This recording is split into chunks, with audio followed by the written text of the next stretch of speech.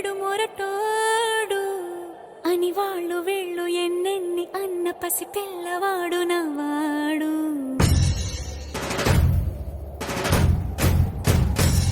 విడు ముండోడు అని ఊరు వాడ అనుకున్న గాని మహారాజు నాకు నవ్వాడు.